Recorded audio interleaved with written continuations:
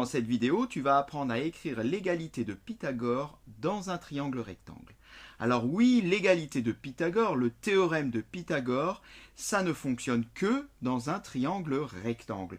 Et d'ailleurs, tu verras plus tard que grâce à cette égalité de Pythagore, tu vas même pouvoir vérifier si un triangle est bien rectangle.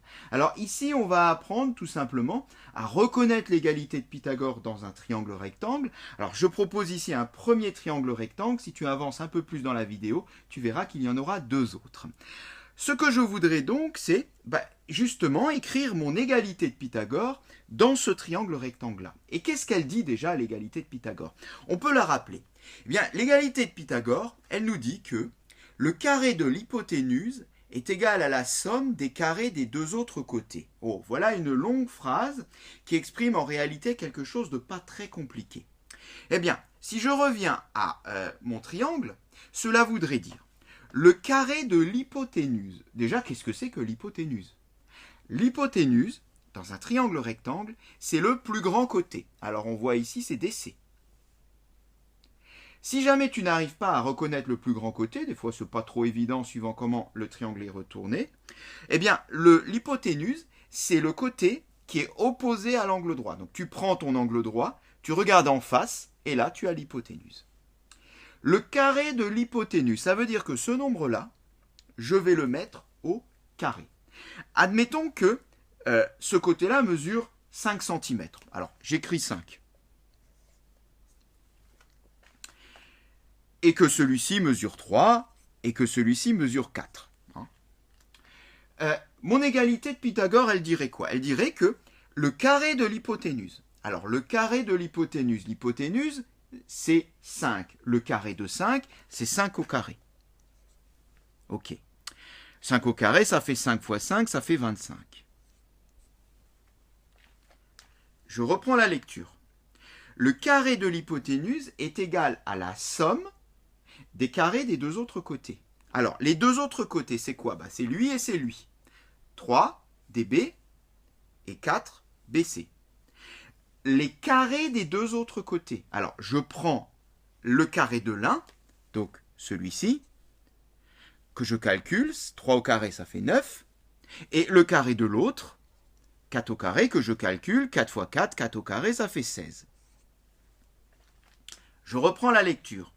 Est égal à la somme des carrés des deux autres côtés. À la somme des carrés des deux autres côtés. Je dois donc faire la somme des carrés, c'est-à-dire la somme de 9 plus 16. Et la somme de 9 plus 16, c'est 25. Eh bien, le théorème de Pythagore, la formule de Pythagore, elle dit quoi? Je reprends la lecture. Le carré de l'hypoténuse, 25, est égal à la somme des carrés des deux autres côtés, 25. Eh bien là, voilà, on voit ici que l'égalité de Pythagore est vérifiée avec les côtés 5, 3 et 4. On retrouve bien le carré de l'hypoténuse toute seule, qui est égal à la somme des carrés des deux autres côtés. Maintenant, appliquons ça de façon plus générale pour écrire l'égalité de Pythagore, mais cette fois-ci sous la forme d'une formule avec ce triangle rectangle. Voilà, alors j'ai effacé de nouveau toutes mes longueurs, on se retrouve de nouveau dans le cas général, maintenant que tu as compris comment fonctionne cette égalité de Pythagore. Donc, je vais reprendre mon texte qui me dit que le carré de l'hypoténuse, on l'a dit avant, ici c'est cette longueur-là qui s'appelle CD ou DC comme tu veux. Donc le carré de l'hypoténuse, CD au carré, est égal à la somme plus la somme de quoi? Des carrés des deux autres côtés. Alors je prends un côté au carré, celui-là, qui s'appelle BD, je le mets au carré, plus je prends l'autre côté, BC, et je le mets au carré. Eh bien voilà l'égalité de Pythagore. Le carré de l'hypoténuse est égal à la somme des carrés des deux autres côtés. à partir de cette formule-là, on va pouvoir plus tard faire des calculs de longueur dans le triangle rectangle ou alors vérifier à partir des longueurs si un triangle est rectangle ou non. Si tu as compris, je te propose maintenant d'aller un peu plus loin et de rajouter un petit segment dans cette figure de façon à faire apparaître deux autres triangles rectangles. Voilà, alors en fait j'ai construit ici une hauteur, la hauteur issue de B. Mais une hauteur est perpendiculaire au côté. Donc là j'ai mis un angle droit, avec pour E, pied de la hauteur. Mais du coup j'ai fabriqué quoi ici? J'ai fabriqué un triangle rectangle, un nouveau triangle rectangle. Le triangle BCE, rectangle en E. Donc si j'ai fabriqué un triangle rectangle, Pythagore, il va y avoir une nouvelle formule de Pythagore qui apparaît. Alors cette formule, on le rappelle, elle dit quoi? Elle dit le carré de l'hypoténuse est égal à. Repérons l'hypoténuse, c'est toujours la première chose qu'il faut faire. Elle est où l'hypoténuse? Alors je cache ici, je ne vois que ce triangle-là, et j'ai l'impression ici que c'est ce côté-là qui est le plus grand. C'est effectivement ce côté-là qui est le plus grand, on voit bien, il est opposé à l'angle droit. Eh bien BC est l'hypoténuse de mon triangle rectangle. Ce qui veut dire que le carré de l'hypoténuse est égal à. Est égal à quoi? Est égal à la somme des carrés des deux autres côtés. Quels sont les deux autres côtés? Alors, je retourne à mon triangle.